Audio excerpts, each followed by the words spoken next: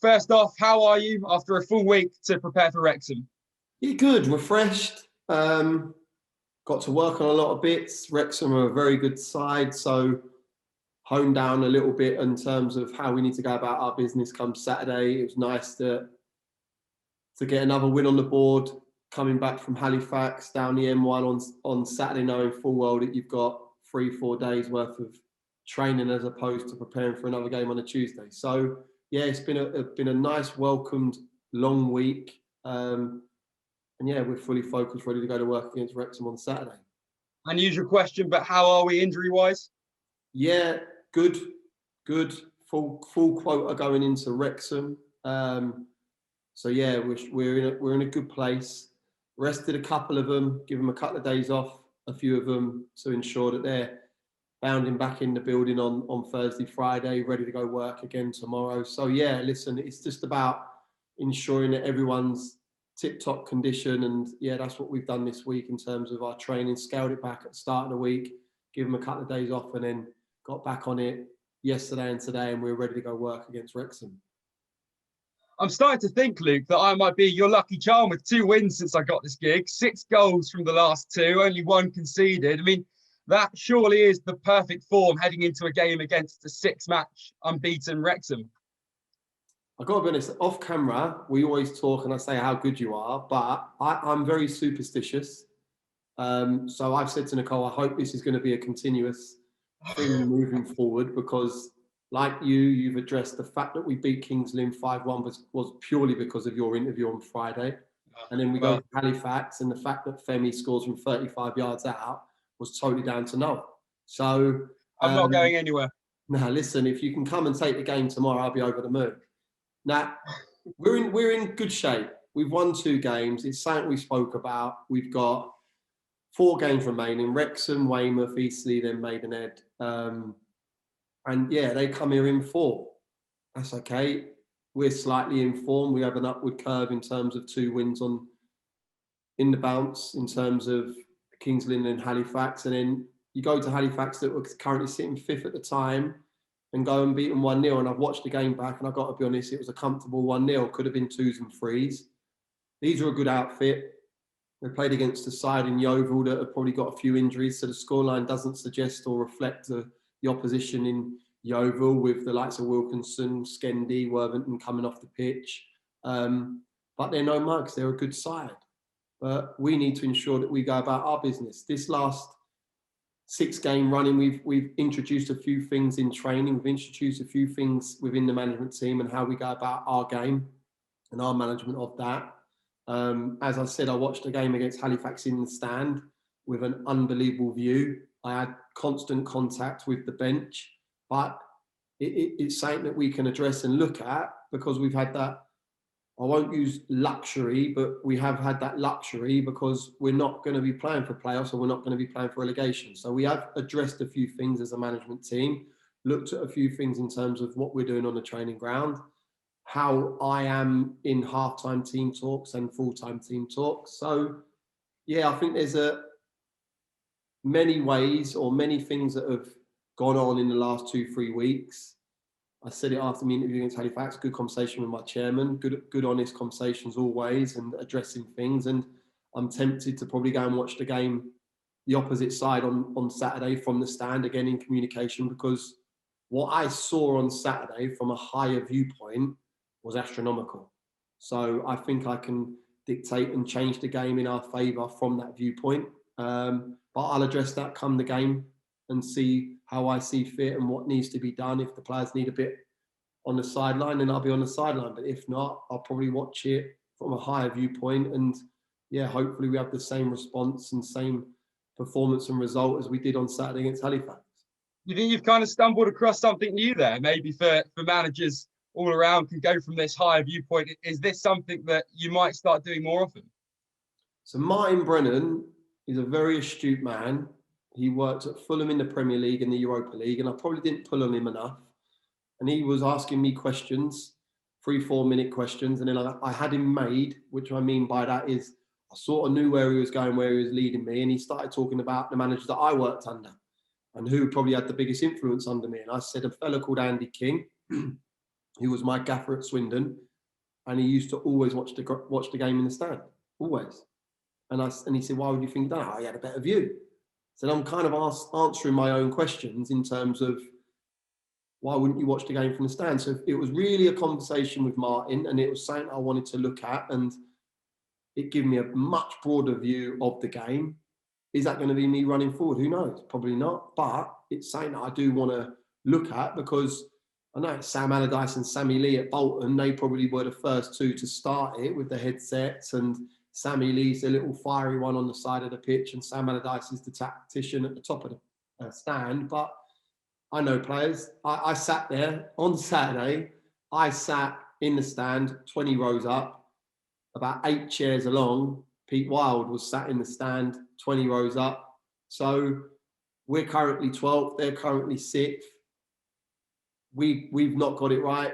He seems to get it right. I don't think there's any rhyme or reason to why managers do that, don't do that. There's other people like Matt Gray that will bark orders for 90 minutes and currently leading the table. So I don't think there's a wrong or right reason. I think you've got to, find a way that you feel comfortable with more than anything. Well, hopefully you'll be doing that next season with fans in grounds. When you had that broad overview, you would have seen that 14th clean sheet against Halifax. I mean, how much work, as you touched on it with the training, has gone into the defence at the moment, really trying to get those goals down that are coming back your way, trying to get those clean sheets in? Defensively, so I've looked at it since I've been manager. We've had probably the top 5, top 7 best defensive records since I've taken over, other than the year after Wembley, where we conceded, I believe, 67, 69 goals. And defensively, we've been good.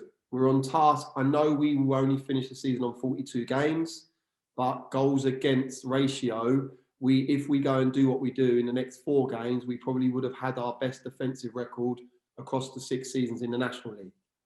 It's scoring goals for me is where we've fallen short, and that's set pieces, that's getting goals from wing back areas, that's, like I said, centre halves going up for the corners or the wide free kicks. It's the strikers putting it in off their bum. So these are things that, we need to address and need to get on top of. I think recruitment's going to be key for them areas, to go and get someone that can go and score you 10 to 15 goals, like an Anjo Balanta that we had 3 years ago, who he's great in both boxes, but also goes and puts 10, 12 goals on the board, which is massive, because then it isn't down to Ty, it isn't down to Cabs. And for me, Gus has his best scoring form this year as a midfielder in the National League. That's something that I'll be asking him again to do next year. I want Kane to add to his goal tally. You see Femi on Saturday scoring from 30 yards out. It's something that we'll be addressing. We've been hot on set pieces, really, really hot this week on set pieces. Why? Because they're good at them. Fundamentally, they're good at them. So we've organised them with regards to their runs and their movements. And we've honed in on, we're not as productive as oppositions in the National League with our return from set plays. So we've worked on them, and hopefully we can get some reward for the last 4.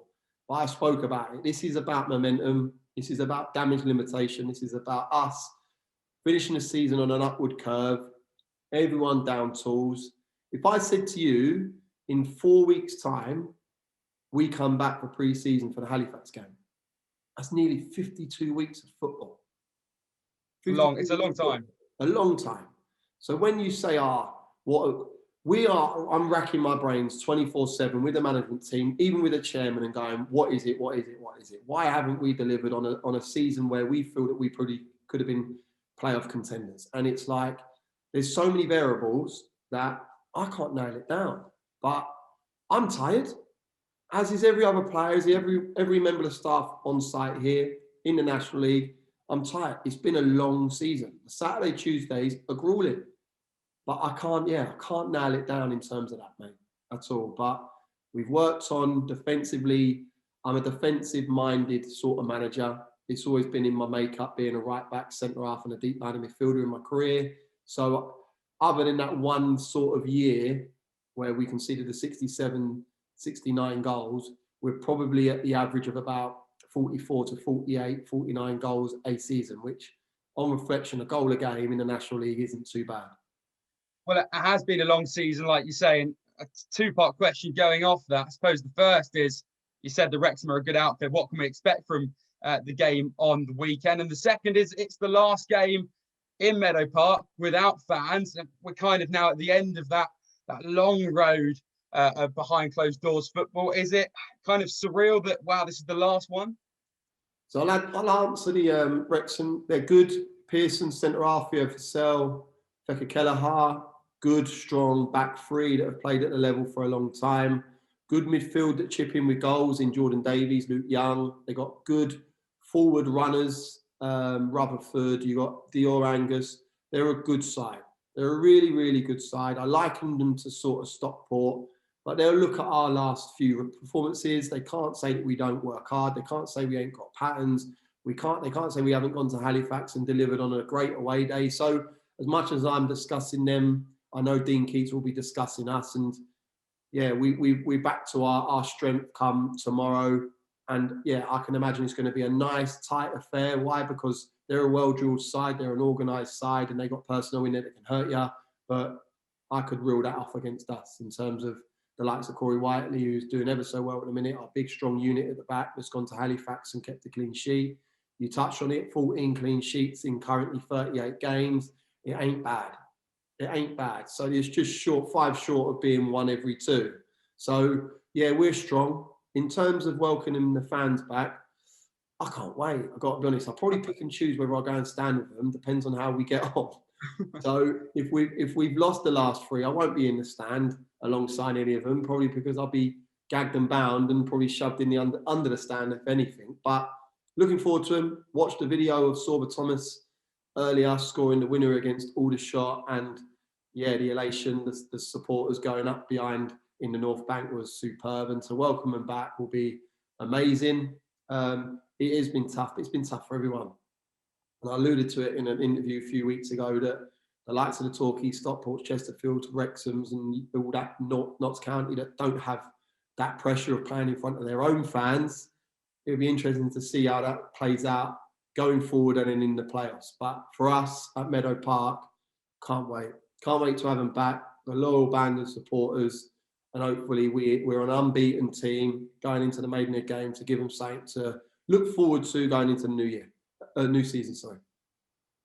And this may sound like, I suppose, an old question, but after the game at Halifax, you touched on the pitch at the Shea. I mean, Meadow Park has just a carpet of a pitch. Does that make a difference, do you think? For opposition coming, yeah, because a lot of teams think that they can come and play, and they probably do. For us, it's an unbelievable luxury. We train on a superb, state-of-the-art artificial field turf on the reverse to the pitch, and it gives us a true run. So when we're playing and doing our patterns out there, there's no excuses that we're going onto a cow field on Meadow Park. It's lush. The pitch is lush. The job that the boys have done as the pitch people is fantastic. It's looking like a pre-season pitch now, as green as you like, great growth. Yeah, and I was unfortunate I've never had the luxury of playing on it. But for our boys, there's no excuses. So when they kick the ball over the bar, there had most definitely not been a bobble. But in terms of opposition turning up here, yeah, it gives them an incentive to want to play. And is that a kick in the teeth to us? I don't think so. We've still got 2 goals, 4 corner flags, and 2 11-a-side teams on there fighting it out. And recently, Mamadou Diallo made his debut on that pitch. I mean, how impressed are you with him? And if he starts against Wrexham, what kind of difference can he make? The good thing with Mums was this was late. Obviously, we had a little knock to Marshy on the Friday, and it was ruled out in terms of for selection in the squad, but for selection. And Mums was told there and then that he was going in. You could see it, the fear in his eyes. And I said to him, "You've got nothing to fear." I thought he done okay. I thought he got 2 or 3 shots off. He had Neil Byrne, who's an established centre-half at this level, getting into him. Give him a dead leg with a knee, and I saw that and witnessed that, slapping him across the face of the front of his chest, getting proper National League grounding. So for him to come on against Kings Lynn and start against Halifax in just under 4 or 5 days, for a kid that's played no football because of obviously COVID, yes, he's trained with us. For a kid that was that was currently doing the Ramadan. So he didn't fuel himself properly. I thought he'd done himself superbly. And he's been in again this week, does bits that you think, oh, wow. And he does bits that you think, So he's got a lot to learn. Great place to be at. You see, obviously, with our sort of track record, with the amount of people that we come through, I could reel off 12, 14 now that have gone through the academy and into the pros. So, yeah, he just needs to knuckle down. If given an opportunity to start tomorrow, do the exact same things as he did, grow on it, produce, work hard, he won't go far wrong. And finally, Luke, way back in October, you lost on the opening day of the season to Wrexham, and you highlighted after that game the importance of decision-making and resilience. I mean, how much have this team grown as a group since that defeat 7 months ago? Growth, yeah, I think it's a tough question because we went to Wrexham disappointed. I felt we probably were worthy of a point minimum, and you finish a game, you've lost 2-1, you're always on the back foot because you was going Saturday, Tuesday, so you wanted to get off to a good start. I think some of the bits, I can remember the goal, Reece Johnson and Luke Young from the free kick. We've addressed Luke Young, that will be discussed with the referee because he moves the ball to aid in getting it up and down. So the players are fully aware of this. I thought we created a lot of chances. I thought that it probably nails down what our season looked like because we had 3 or 4 gilt-edged chances and we didn't put them in. In terms of the group, in that period, we've sold Silver Thomas to Huddersfield. We played West Ham in an FA Cup 3rd round. These are all highlights that I'll probably, after May the 29th, reassess, go through things and say, in fairness, that's a highlight. That's something to be proud of, but we need to improve on this, and this. So hopefully we can finish in the top 10. That'll be our 3rd highest league position in the 6 years, other than finishing in the playoffs. Hopefully we can get a better defensive record. Hopefully we can get more clean sheets. So these are all things that you've got to say are positives. I'm not clutching at straws because I'll tell anyone, and I'll tell you again, I believe we failed that we haven't made the playoffs. And that's something that we are looking at to ensure that we don't next year. But I'm not foolish. We finished Wembley in 4th, finished the game against Tranmere, and we was fighting for relegation the year after. The league's relentless. The National League is going to be even tougher next year with the likes of Southend and Grimsby coming into it. If you lose a Sutton and a said Stockport, Hartlepool, Torquay, their strength in it is massive. So for me, yeah, I'm not foolish. We need to ensure, finish this season and start the new season on a high. Luke, best of luck for the weekend.